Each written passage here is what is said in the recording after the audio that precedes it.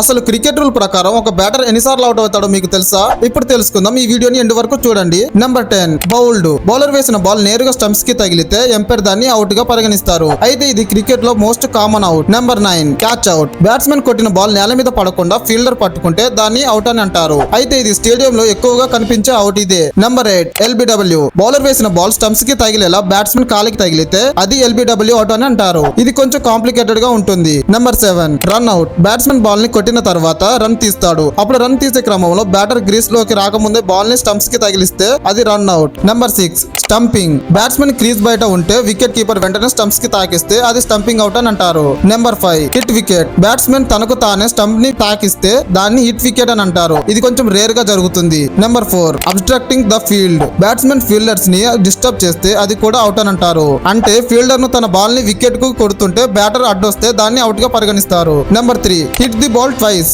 అంటే బ్యాట్స్మెన్ ఒకే బాల్ ని 2 సార్లు కొడితే అది అవుట్ అని అంటారు. అయితే స్టంప్స్ ని కాపాడుకోవడం కోసం అయితే నాట్ అవుట్. గాయస్ మధ్యలో వచ్చినందుకు సారీ. ఎందుకంటే ఈ వీడియోకి ఒక లైక్ చేసుకుని కింద ఉన్న సబ్స్క్రైబ్ బటన్ నొక్కి పక్కన ఉన్న బెల్ అయితే ఆన్ లో పెట్టుకోండి. ఎందుకంటే నాకు కొంచెం బూస్ట్, హార్లిక్స్, కాంప్లైన్ వంటి ఎనర్జీ వస్తుంది నెక్స్ట్ వీడియో చేయడానికి. Number 2 timed out. కొత్త బ్యాటర్ 3 నిమిషాల్లో గ్రౌండ్ లోకి రాకపోతే దాన్ని ఎంపైర్ అవుట్ ఇస్తారు. ఇది చాలా అరుదుగా జరుగుతుంది. Number 1 retired out. బ్యాట్స్మెన్ తన అంతట తానే గ్రౌండ్ వదిలేసి బయటికి వెళ్తే అది కూడా అవుటే. ఫ్రెండ్స్ ఈ వీడియో మీకు నచ్చింది అనుకుంటున్నా. నెక్స్ట్ వీడియోతో మళ్ళీ కలుద్దాం.